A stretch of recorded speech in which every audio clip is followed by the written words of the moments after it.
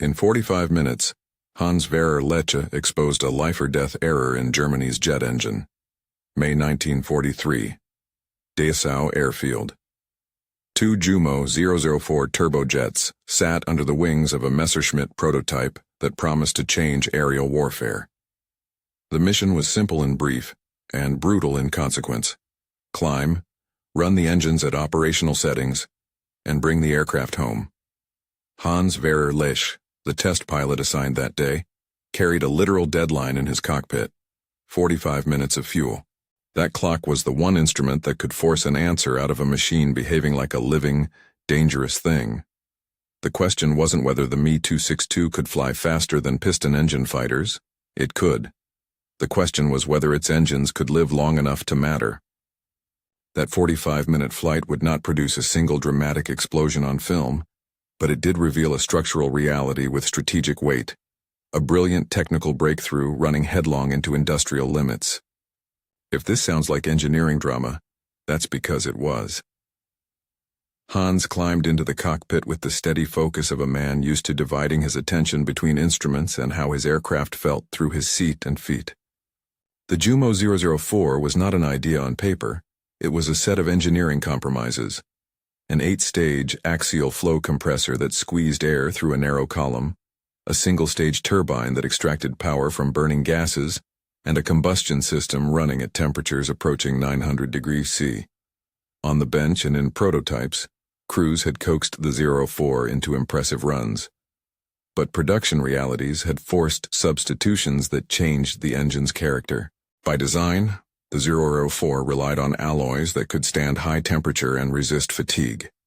Nickel, cobalt, and molybdenum in strategic mixes. The prototype 04A used these materials and enjoyed longer intervals between overhauls. When war-driven shortages hit, the production 004B was built with substitutes, materials recorded in the field as chromador and various mild steels. In one forensic description carried in the transcripts, chromador is listed as 12% chromium, 18% manganese, 70% iron. Those substitutions have maintenance expectations in engineering documents. A roughly 50-hour anticipated interval dropped toward 25 hours TBO, time between overhauls, and, in practical service, often much less. If you follow numbers, the arithmetic is simple and cruel. Allied engines ran for 500-plus hours between major maintenance events. German jet engines measured in tens of hours. That discrepancy was not a stylistic quibble. It was the difference between an operational aircraft and a consumable device that needed constant attention and replacement. Hans's flight would show in real time how that difference translated to danger. Hans taxied and opened the throttles. At full power, the axial compressor bit into the air and began its work. 8 stages of discs and blades, each stage compressing the flow a little more. An architectural sprint to keep a compact engine breathing enough air for intense combustion. The single-stage turbine behind the combustion chamber spun under gas loads that, in the terms of materials science, asked more of metal than most wartime alloys could reliably give. Early in the climb, by the time he passed 8,000 feet, something changed. A vibration emerged, low at first, a wave that the aircraft's skin seemed to carry like an inaudible pulse. It was not the fine uniform buzz of a running engine, it was a growing character in the machine's voice. The compressor and turbine were linked mechanically and aerodynamically. Irregularities in combustion, minor imbalances, differences in how each blade flexed under heat and stress could produce patterns that travel through the whole unit. To a pilot, these patterns register not only as sound and instrument variation, but as an unmistakable bodily sensation, an engine behaving with a mind of its own. Temperature climb charts in the flight log show the combustion chamber running toward 900 degrees C. Cooling for the turbine blades came from bled air from the compressor. Thin sheets diverted back along ducts to carry heat away from the weakest points. Those cooling flows are a delicate economy. Bleed too much air and the engine loses thrust. Bleed too little, and hot gas steals the fatigue life of blades welded at their roots. In the 004's architecture, blades were anchored with welded roots. The welds and the alloy around them are precisely where material fatigue concentrates when resonant vibration meets persistent heat. What Hans felt shifted from a generalized flutter to discrete regular pulses, an oscillation that hinted at a resonance between combustion-induced pressure pulses and the blade's natural frequency. Resonance in turbine blades is not poetic language. It's a mechanical hazard where small periodic forces applied at the right frequency amplify internal stresses until cracks initiate. Every passage of a combustion pulse where pressures spike could nudge a microscopic fissure smaller and unseen. Over hours, those cracks become bifurcation points under centrifugal forces at tens of thousands of revolutions per minute. Hans turned the aircraft and began a cautious descent, planning for a single engine-out landing if necessary. The flight notes describe a pilot translating feel into risk calculation. More throttle keeps speed up but worsens heating and vibration. Reduce throttle to preserve blades but risk stalling or losing control effectiveness. In those minutes, the cockpit is an instrument of human judgment, balancing competing failure modes. The landing itself was tense, a test pilot's trained rhythm, and the engines shuddered as the airframe kissed the runway. The immediate danger passed, but the flight had told a harder truth. Technically, the diagnosis points to an interaction of three factors. First, the material substitutions reduced fatigue limits. Chromador and mild steel were simply less tolerant of high-temperature cyclic loads than the nickel-cobalt-molybdenum alloys used in prototypes. Second, the welded roots of turbine blades introduced stress concentrators. Any imperfection in the weld, or the surrounding microstructure altered by heat, becomes a seed for crack growth. Third, the combustion environment, pulsing, uneven, and operating at high temperature, introduced excitation at frequencies that could lock into blade natural modes. The result, blades fatigued and failed much faster than the designers had allowed for. To put that in practical terms, design tolerances and material science had predicted performance in the prototype context. But wartime industrial math forced choices that changed the variables. When a propaganda-grade performance figure meets rationing and scrap-driven metallurgy, the theoretical schedule of maintenance collapses into a circle of replacement. An engine that might statistically survive 50 hours in prototype form now presents a service life closer to 25 hours, and in the real conditions of pressurized combat, often far less. For a pilot, that becomes a life or death margin.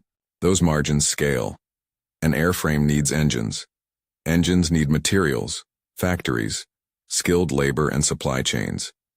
The Me-262 program and comparable Luftwaffe efforts pushed airframe production while engine manufacturing lagged. Juncker's Jumo 004 team and parallel development at BMW scrambled to increase output, but the bottleneck was not ingenuity. It was access to durable alloys and the time required to refine production processes to avoid weld defects and microstructural weaknesses.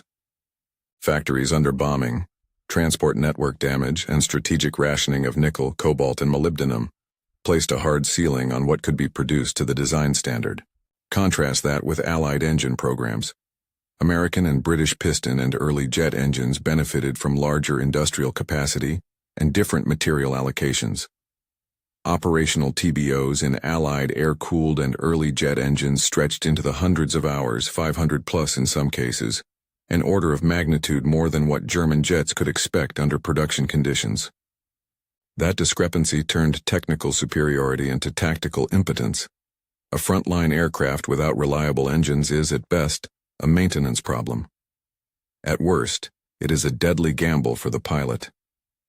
The Jumo 004's vulnerabilities were not simply a matter of a flawed idea. Dr. Anelme France, the designer named in the records, had created an architecture that worked remarkably well when fed with the right materials. Engineers like Max Bentel, mentioned later as someone who would work on related problems, show that the technical capacity to improve existed within German engineering circles. The decisive factor was industrial scale and supply lines, not the absence of competence. When the metallurgy changes, the life expectancy of an engine changes with it, and those numbers feed directly into operational decisions.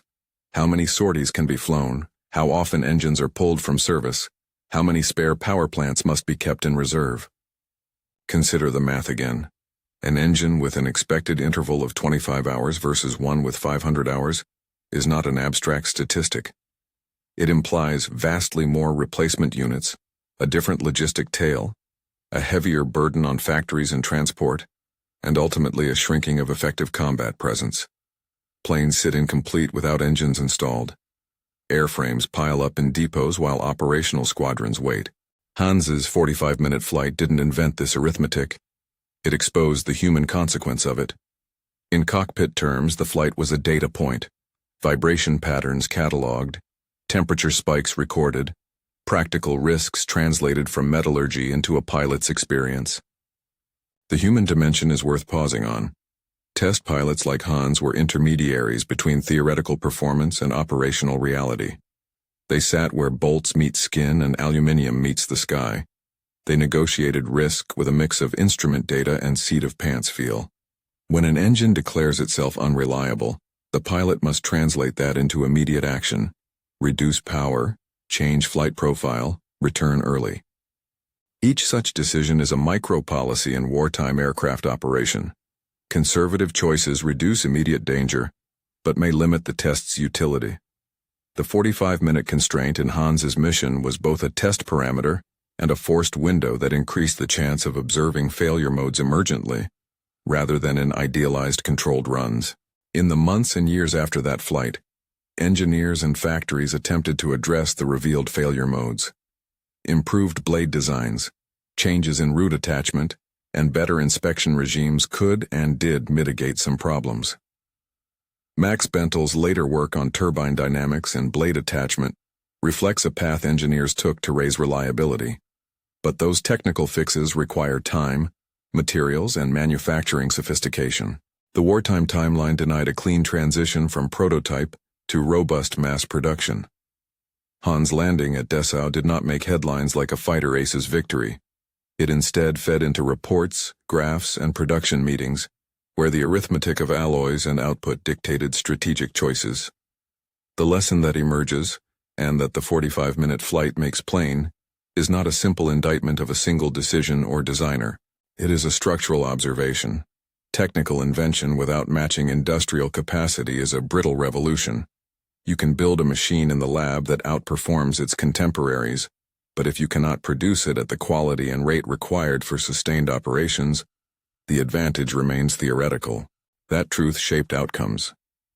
Germany entered the jet age first in several respects, and yet the jet's strategic potential was never realized in full because engines were consumables faster than they were weapons.